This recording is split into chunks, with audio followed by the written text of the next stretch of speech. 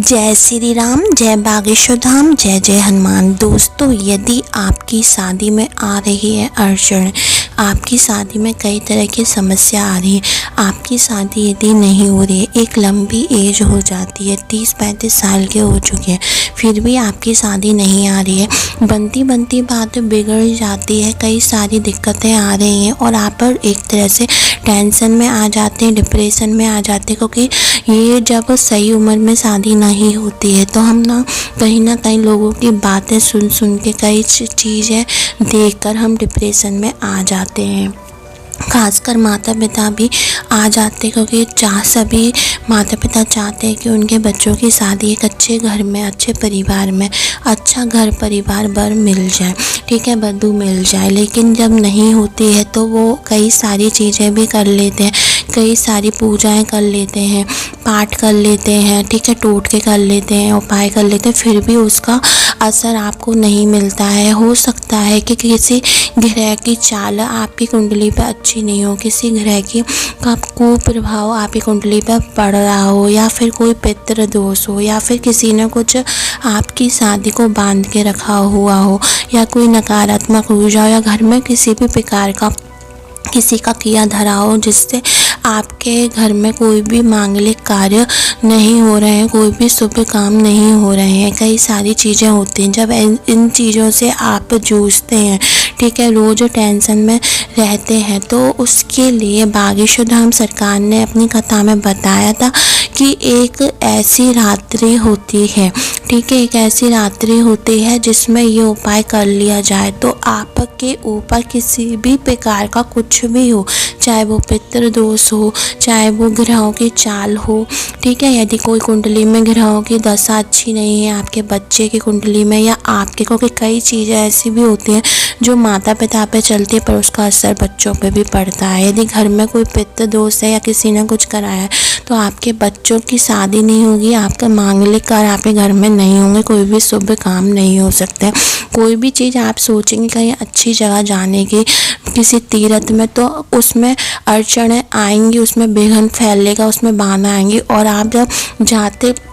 सब कुछ हो जाएगा, आपके टिकट हो जाएंगे, हर चीज़ हो जाएगी, और लास्ट में आके, अंत में आके आप नहीं जा पाएंगे। ऐसी चीज़ें आकर आपके सामने खड़ी हो जाएंगी, ठीक है। और यदि आपके घर में कोई भी मांगलिक कार्य कराना चाहते हैं तो वो भी नहीं होंगे, क्योंकि कई चीज़ें होती हैं जो माता पिता की चीज़ें बच्चों पर आ जाती हैं और बच्चों की चीज़ें माता पिता पर आ जाती है, क्योंकि घर में कोई भी टेंशन होती है या कोई भी वजह होती है तो घर के हर सदस्य को टेंशन हो जाती है। यदि हम जिनसे प्यार करते हैं, यदि उनके कोई काम नहीं होते हैं, या वो टेंशन में रहते हैं, बीमार रहते हैं, डिप्रेशन में रहते हैं, तो उसका असर माता पिता और बच्चों दोनों पे ही पड़ता है, क्योंकि ये रिश्ते खून के ऐसे ही होते हैं। तो दोस्तों, यदि आप चाहते हैं कि आपके बच्चों की शादी एक अच्छे घर परिवार में हो जाए, और यदि लड़का है तो वधू मिल जाए, लड़के तो वर मिल जाए, तो चाहते हैं, और किसी भी प्रकार का जो भी रोक लगी है, जो भी बांध के रखी है शादी, या जो भी नकारात्मक ऊर्जा है, किसी भी प्रकार का कुंडली में दोष बन रहा है, तो वो इस दिन ख़त्म हो जाता है। वो दिन कौन सा है, इस वीडियो के माध्यम से आप जानेंगे, पर उसको जानने से पहले यदि चैनल पर पहली बार आए हैं तो सब्सक्राइब कर दें, जिससे आपको ऐसी रोचक भरी और ज्ञान भरी जानकारियाँ हमारे चैनल पर मिलती रहेंगी। दोस्तों, वो दिन है होलिका दहन का दिन, ठीक है, जिस दिन होली जलाई जाती है। वो रात्रि इतनी सिद्ध रात्रि होती है, इस दिन किसी भी प्रकार का टोटका, उपाय, पूजा पाठ 101% लगती है, ऐसा बागेश्वर धाम सरकार ने कहा था। और ऐसा कई साधु संत ने हमारे पूर्वजन प्राचीन काल से ये चला आ रहा है कि ये 3-4 रातें इतनी सिद्ध होती है, हर काम के, विशेष काम के लिए किए जाते हैं। उसके जो काम होते हैं वो विशेष दिन के लिए, विशेष रात्रि में किए जाते हैं। शिवरात्रि के दिन भी ये काम किए जाते हैं, पर जो आज काम बता रही हूँ वो केवल और केवल होलिका दहन के दिन किया जाता है। तो जैसे शिवरात्रि की रात्रि, होली की रात्रि है ना, दशहरे की और दीपावली की रात्रि, ये मंत्र सिद्धि के लिए, पूजा पाठ के लिए, टोटके के लिए बहुत ज़्यादा सिद्ध रात्रि होती है। और इस दिन कोई भी अच्छा अच्छाई की चीज़ और बुराई की चीज़ दोनों ही एक्टिवेट रहती, कौन दोनों ही बहुत ही ज़्यादा प्रभाव रहता है इनका, ठीक है, धरती पे। तो आपको क्या करना है कि इस दिन यदि आपके बच्चों की शादी नहीं हो रही है तो आपको होलिका दहन वाले दिन एक छोटा सा उपाय जरूर कर लेना है। वो उपाय आप ध्यान से सुनना। आपको क्या करना है, जिस बच्चे या बच्चे की या लड़का लड़की की शादी नहीं हो रही है तो ये माता पिता भी कर सकते हैं या आप खुद भी स्वयं का कर सकते हैं। आपको करना है, मार्केट से जाके, बाज़ार से जाके आपको हल्दी की 5 गांठें लानी है या 7 गांठें लानी है, ठीक है। हल्दी की गांठें लाकर आपको पिसी हुई हल्दी का उपयोग नहीं करना है, आपको हल्दी की गांठें लानी है। हल्दी की गांठें लाने के बाद आपको उन हल्दी को, यदि जिसकी नहीं हो रही है माता पिता भी करते हैं, उसके सिर पे से 21 बार उसार कर, या आप खुद कर रहे हैं तो अपने सिर पे से 21 बार उसार कर उन हल्दी की गांठों को सीधे उसारने के बाद सीधे, ये शाम के समय करना है जब होलिका जलती है, ठीक है, होलिका दहन होता है उस समय कर सकते हैं, ठीक है। और ये आप घर में यदि होली जलती है उसमें नहीं करना है, यदि बाहर जो कॉलोनी में जलती है बड़ी होली बनाई जाती है, दहन होती है, उसमें करना है। तो आपको घर से अपने